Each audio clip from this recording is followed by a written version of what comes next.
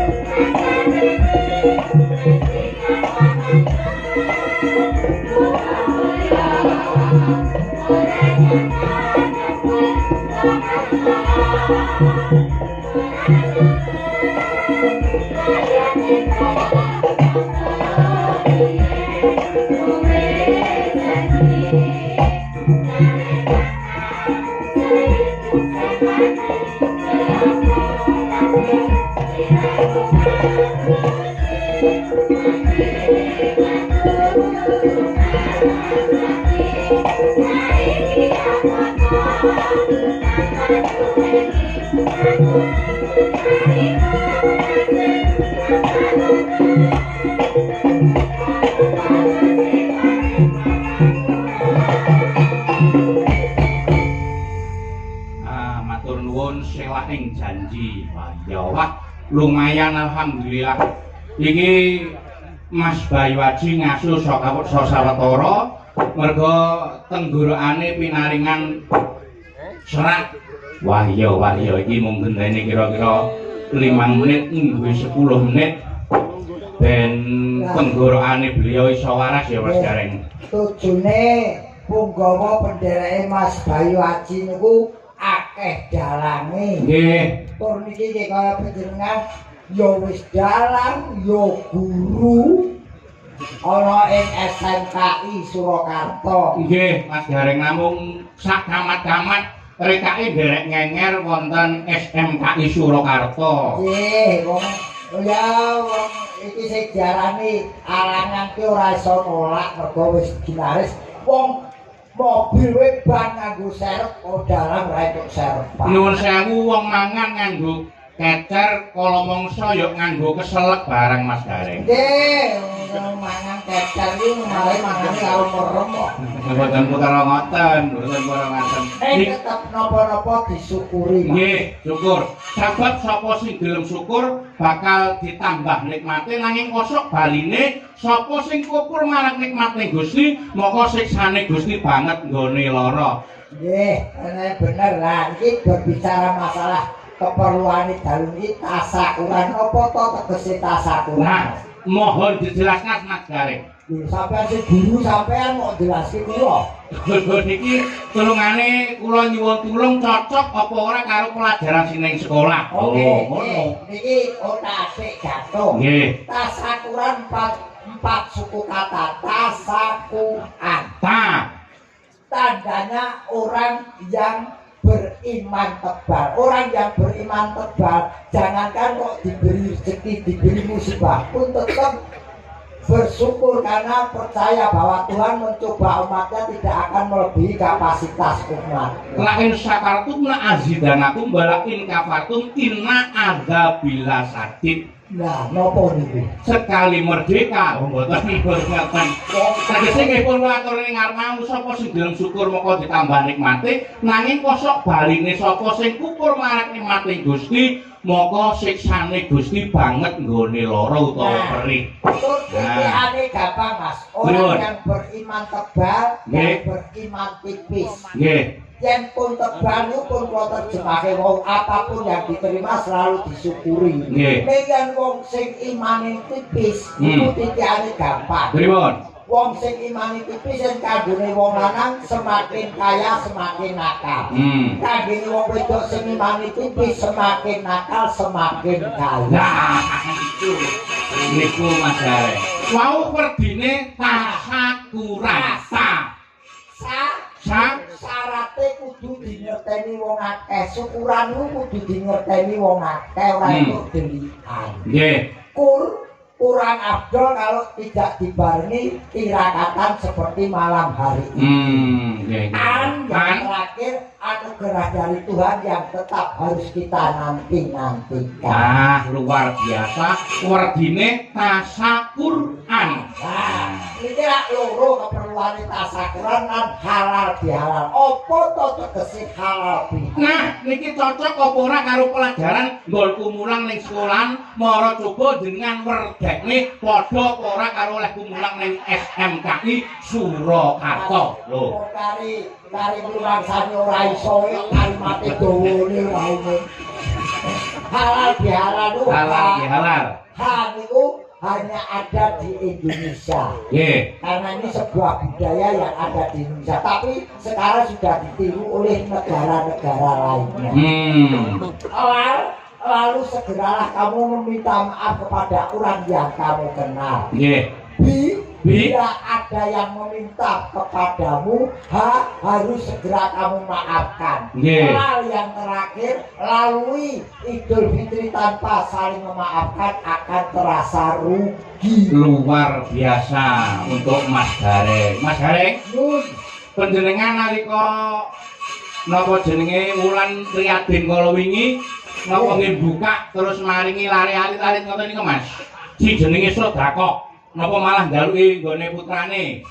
Oh, mboten Mas. Kula tetep menyediakan. Nggih, mboten ketang rupiah, rupiah, tetap itu kewajiban saya memberi sedekah atau zakat itu pasti.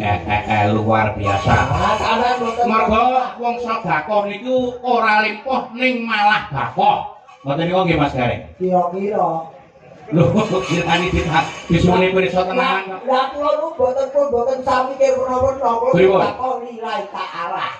Nggih. Luar biasa. Untuk barang ya alhamdulillah ora masalah. Sing penting berbagi rezeki. Nggih, terima kasih untuk Mas Kalimat. Kalimat yang ini bab tetulung dong. Nggih. Napa tetulung marang wong sing keluwen cukup nganggo sego sak bulukan. Nulungi wong kodanan cukup nganggo sembar godhong gedang. Nah, nulungi wong susah cukup kanggo sak ucapan. Tetulung kuwi gampang, sing angel kuwi matrape atimu supaya gelem lan seneng tetulung marang wong liya. Luar biasa. Nulungi gampang nek karo boten. Nggih. Tegese nek nulung aja nganti mentung. Nggih Mas Gareng. Nulung mentung apa? Lah niki tulung jenengan jelasne cocok boten kalih kula nek maringi napa mene pelajaran ten sekolahan. Sing tegese tulung kok nganti mentung niku pripun? Lho. Itu dikerake. Pripun? Iki dalam penuh dengan tanda tanya. Kok iso tanda tanya? Kebawa takon wae. Wong sekali dhewe to. Iki dalam Sarmadi.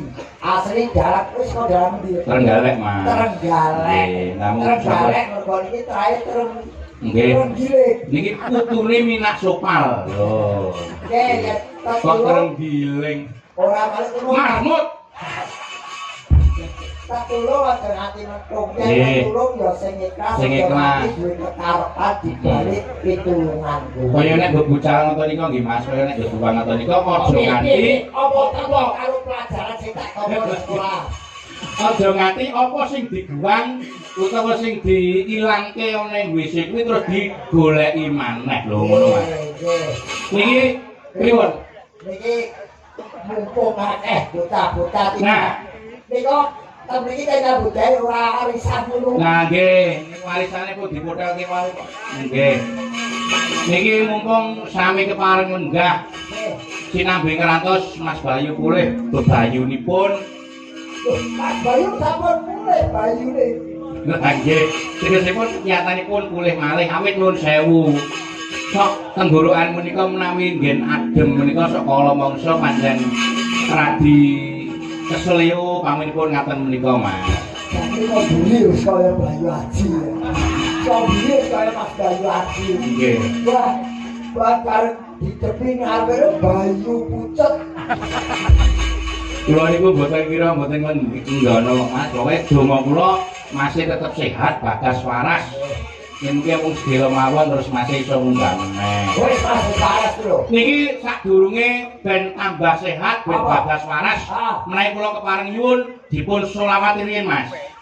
Oh, sing ngasto bareng-bareng napa ijen? Ijen riyin. Sinten? Mas Gareng.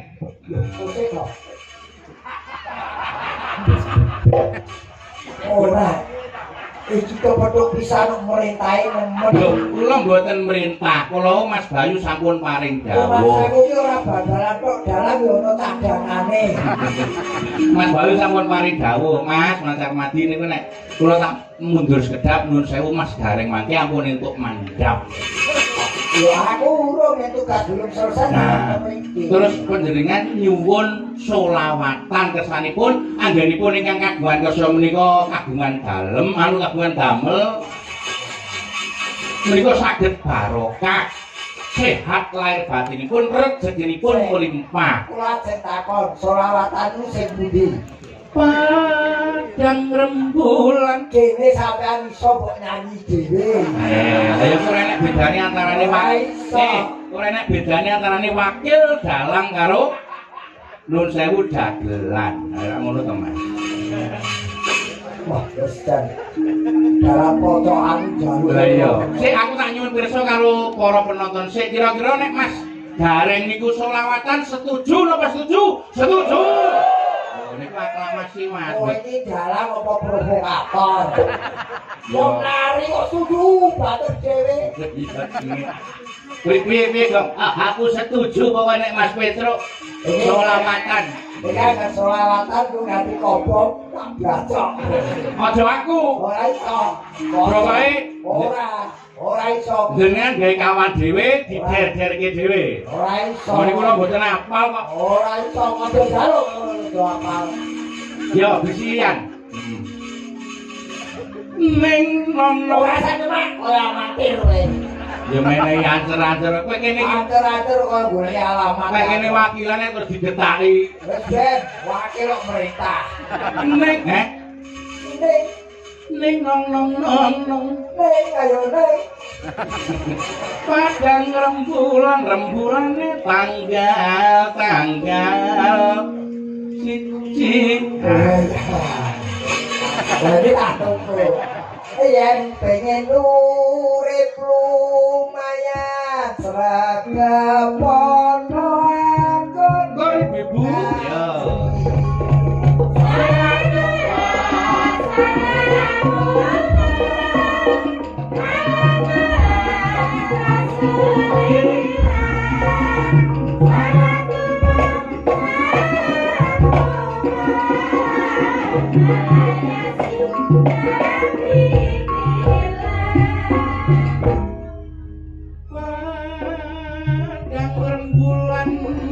rembulan tanggal loro yen pengen urip lumayan seragam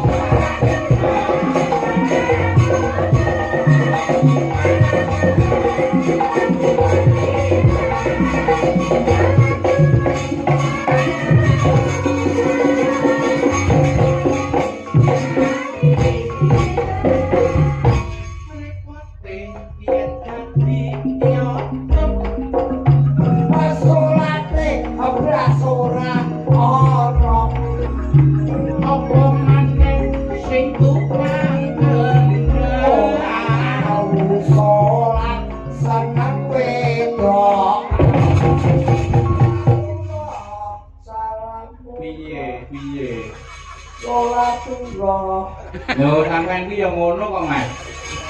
Apa? Tukang kendangi aja disia-sia, jangan disia-sia. Lah wong tukang kendang iki kok seneng karo ngrenteni wedokan iki piye wong nyatane iya lho. Kali ini jalannya pro saya. Ya ora ngono kok. Ya ora, ya wong jenenge wong nyambut gawe iki kala mangsane ya ana lupute, ana kepresete. Nggih. Kowe kudu kowe sing pinter benerke. Repote dadi yoga pamane. Ah, niki ceritane pun rampung Mas Gareng. Iki yoga niku genep salate wis genep 5 apa meneh tukang. Iki tukunen. Apa? Repote ya dadi yoga. Salate wis genep ping 5. Iya.